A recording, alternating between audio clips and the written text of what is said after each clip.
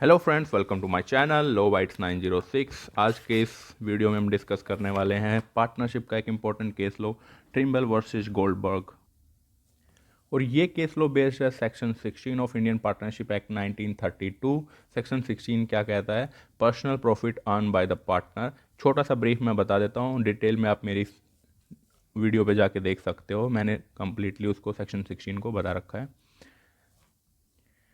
According to section 16, अगर कोई भी पार्टनर प्रॉफिट ड्राइव करता है किसी भी ऐसी ट्रांजैक्शन से, या फिर किसी प्रॉपर्टी जो कि फर्म की है, या फिर फर्म के बिजनेस से कनेक्शन से, या फिर फर्म का नाम यूज करके, तो उसको वो प्रॉफिट जो है वो फर्म को लौटाना होगा। ये सेक्शन 16 का मैंडेट है। अब केस के फैक्ट को समझने की कोशिश करते हैं, क्योंकि रेशो जो है ना, जब तक आप केस के फैक्ट को नहीं समझोगे, रेशो आपको कभी भी समझ में आने वाला नहीं है। तो 2-4 मिनट की वीडियो के भरोसे मत रहना, पूरा का पूरा फैक्ट जब अच्छे से समझ में आएगा तभी आपको केस समझ में आएगा। तो इसमें क्या होता है कि 3 पर्सन होते हैं, ट्रिम्बल, गोल्डबर्ग और बेनेट। ये तीनों फ्रेंड एक पार्टनरशिप में आ जाते हैं 1902 के अंदर। इनकी पार्टनरशिप का ऑब्जेक्टिव क्या था? एक पर्सन था होलार्ड। ये बेसिकली साउथ अफ्रीका का केस है। थोड़ा सा मैं एक बार बता देता हूँ कि क्योंकि साउथ अफ्रीका भी ब्रिटेन के अंडर कॉलोनी था और इंडिया भी ब्रिटेन की क्या थी, कॉलोनी थी। और उस टाइम पे क्या होता था कि जो लोअर कोर्ट है, उसके बाद कोर्ट ऑफ अपील, या फिर उसके ऊपर आएगा फिर सुप्रीम कोर्ट। और सुप्रीम कोर्ट से ऊपर भी एक बॉडी होती थी जो ब्रिटेन के अंदर होती थी, जिसको बोलते थे प्रीवी काउंसिल।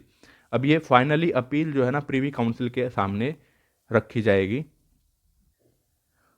तो ऑब्जेक्टिव इनकी पार्टनरशिप का ये था कि जो मिस्टर होलार्ड है वो साउथ अफ्रीका के अंदर उनकी बहुत सारी प्रॉपर्टी थी, एक ये वेल्दी पर्सन थे, जिसमें से 5,500 शेयर्स एक कंपनी के अंदर भी इनके इन्वेस्ट कर रखे थे इन्होंने। सिग्मा बिल्डिंग सिंडिकेट लिमिटेड करके एक कंपनी थी, उसके अंदर 5,500 5,500 शेयर्स इनके थे।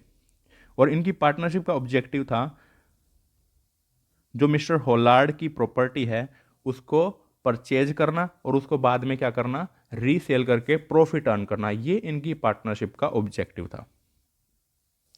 अब इनके पार्टनरशिप में ये एग्रीमेंट हो रखा था कि मिस्टर जो ट्रिम्बल हैं वो क्या करेंगे, उनके पास पावर ऑफ अटॉर्नी होगी, वो सारे की सारे ट्रांजैक्शंस करेंगे होलार्ड के साथ में।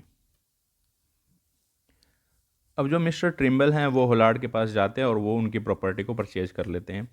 होता क्या है, इसमें कुछ पैसे तो वो उनको दे देते हैं और बाकी की जो इनकी प्रॉपर्टी थी इन्होंने खरीद ली और उसी प्रॉपर्टी के ऊपर मॉर्टगेज कर लिया इन्होंने। ठीक है, इस तरीके से इनका एक एग्रीमेंट हो जाता है कि जो बाकी कुछ पैसे दे दिए उन्होंने, कुछ प्रॉपर्टी सेल डीड तो साइन कर ली लेकिन उसके पैसे नहीं दिए और उसी प्रॉपर्टी पे इन्होंने मॉर्टगेज कर लिया।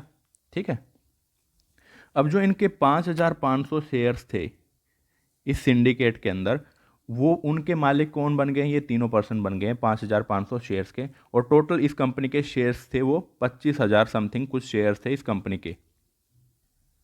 जैसे ही होलार्ड के साथ इनकी ये डील क्रैक हो जाती है और वो डील कंप्लीट हो जाती है, तो इनकी पार्टनरशिप एक तरीके से ख़त्म हो जाती है, क्योंकि वो पार्टनरशिप एक पर्टिकुलर ऑब्जेक्ट और पर्टिकुलर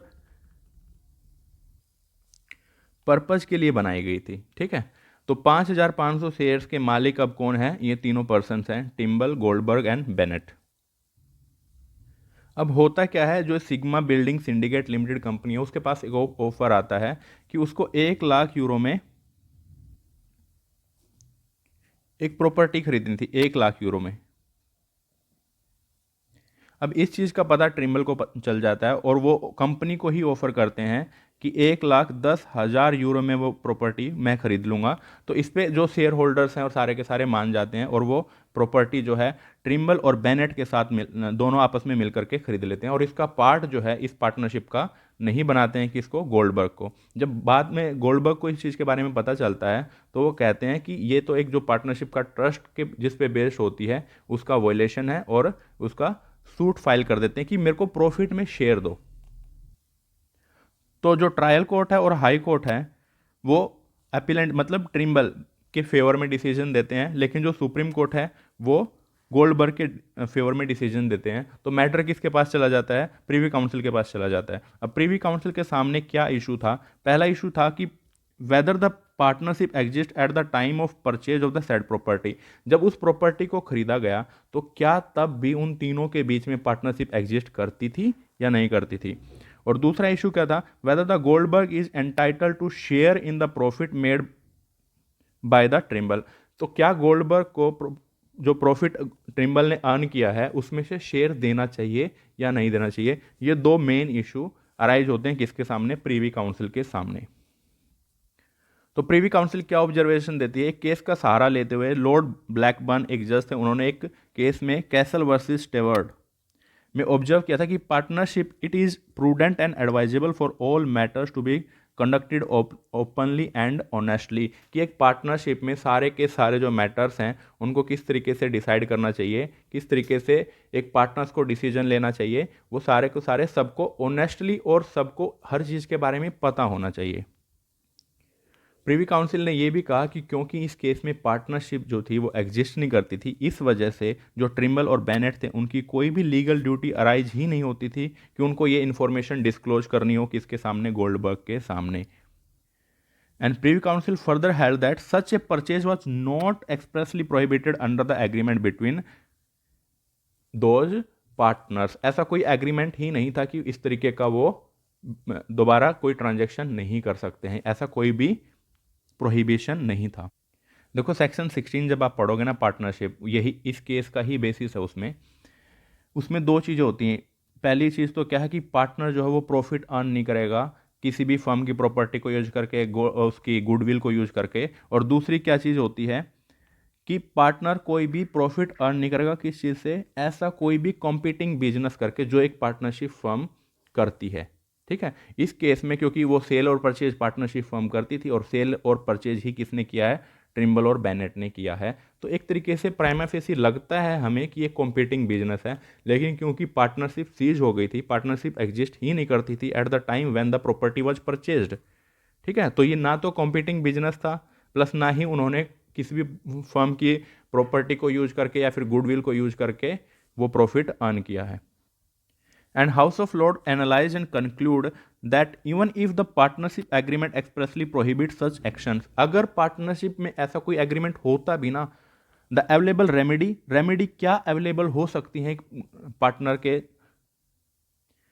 के पास क्या क्या रेमेडीज अवेलेबल हो सकती हैं इवन इफ ऐसा कोई एक्सप्लिसिटली कोई एग्रीमेंट होता। तो पहली चीज़ तो क्या होती, इमीडिएट डिजोल्यूशन मांग सकता है वो पार्टनरशिप का कि पार्टनरशिप खत्म करो, ठीक है। और दूसरी क्या चीज़ कर सकता है, और एक क्लेम फॉर डैमेज, जो डैमेज हुआ है पार्टनरशिप फर्म को किसी दूसरे पार्टनर के इस तरीके के एक्शन से, तो उसका डैमेज मांग सकता है। लेकिन क्या नहीं कर सकता, वो शेयर इन प्रॉफिट नहीं मांग सकता है, ठीक है। और गोल्डबर्ग ने अपने एक कंटेंशन में ये भी कहा था, अपना एक डिफेंस लेते हुए, कि क्योंकि वो तीनों के तीनों एक सिंडिकेट में जिसमें वो शेयर होल्डर्स थे, उसी से इन्होंने प्रॉपर्टी परचेज की है, तो एक तरीके से कंपनीज लॉ में भी ऐसा होता है कि जो प्रमोटर्स या डायरेक्टर्स होते हैं वो ऐसा कोई भी परचेज सेल नहीं कर सकते हैं जो किसी दूसरे डायरेक्टर्स या प्रमोटर्स को ना पता हो और अपने पर्सनल गेन के लिए वो ऐसा कर रहे हो। तो इस पे प्रीवी काउंसिल ने कहा कि वो सिर्फ और सिर्फ 5,500 शेयर्स और तीनों मिल करके होल्ड करते थे, और इंडिविजुअली अगर देखेंगे तो बहुत ही लेस अमाउंट थी उनकी शेयर्स की। ऐसा नहीं है कि आप किसी कंपनी के शेयर्स खरीदते हो और उससे कोई प्रॉपर्टी परचेज ना कर सकते हो, ठीक है। ऐसे तो आपके अगर रिलायंस में शेयर्स हो तो आप उसका सिम भी नहीं खरीद सकते हो, ठीक है। Furthermore, the partnership being the shareholder in the company ultimately benefited from the purchase, और भले ही उन्होंने कंपनी से ही वो प्रॉपर्टी खरीदी है, तब भी कंपनी को तो बेनिफिट हुआ है ना। वो पहले 1 लाख यूरो में खरीद रहे थे, ठीक है, फिर उन्होंने बेची कितने में, 1,10,000 में। तो अल्टीमेटली बेनिफिट तो फिर भी कंपनी को ही हुआ है, और उसमें बेनिफिट में उसका शेयर्स किसका भी होगा, गोल्डबर्ग का भी होगा, क्योंकि वो भी शेयर होल्डर था उस कंपनी में। So neither the purchase in question was a part of partnership nor it was an undertaking in rivalry। ना तो वो परचेज जो था वो पार्टनरशिप का पार्ट था, ठीक है, क्योंकि पार्टनरशिप का ऑब्जेक्टिव क्या था, होलार्ड की प्रॉपर्टी को परचेज करना था, ना कि कोई और प्रॉपर्टी। और ना ही वो कोई राइवलरी बिजनेस कर रहे, क्योंकि पार्टनरशिप तो सीज हो गई थी। जैसे ही उन्होंने प्रॉपर्टी खरीद ली उसकी, तो पार्टनरशिप वहीं पे उनकी सीज हो गई थी। So privy council concluded that the court of appeals decision lack support. जो कोर्ट ऑफ अपील था उसका डिसीजन सही नहीं था, ना किस किस के बेसिस पे, ना तो वो इक्विटी ऑफ डॉक्ट्रिन के बेसिस पे सही था, ना ही अथॉरिटी के बेसिस पे सही था। Therefore could not be sustained despite the appellant learning about the purchase while engaged in partnership business। क्योंकि भले ही उसको जो अपीलेंट है इस केस में ट्रिम्बल, उसको कहाँ से पता चला था इस जानकारी के बारे में कि ये प्रॉपर्टी मैं इसमें खरीद के यहाँ पे बेच सकता हूँ, क्योंकि वो सिंडिकेट का पार्ट था, शेयर होल्डर था, वहाँ से उसको उस चीज़ के बारे में नॉलेज मिली थी। तब भी वो किसके स्कोप में नहीं आती है, पार्टनरशिप के स्कोप में नहीं आती है, not with in the scope of partnership. देखो पार्टनरशिप के केसेस जो है ना वो थोड़े कॉम्प्लिकेटेड होते हैं, क्योंकि एक फिक्स एग्रीमेंट होता नहीं है पहले किसी भी पार्टनरशिप में एंगेज होने में, और ये केसेस जो हैं वो भी बहुत पुराने होते हैं, तो इस वजह से इनको समझने में थोड़ी सी दिक्कत आती है। लेकिन आप अगर वीडियो को दोबारा देखोगे तो आपको हर चीज़ एकदम समझ में आएगी, और फिर बाद में इसको PDF से पढ़ लेना। आई होप आपको ये वीडियो ज़रूर समझ में आई होगी। और इस PDF के लिए आपको क्या करना है, मेरे WhatsApp पे मैसेज करना है स्क्रीनशॉट लेकर कि आपने सब्सक्राइब कर दिया चैनल को, और मैं आपको ये PDF दे दूँगा। Thank you so much.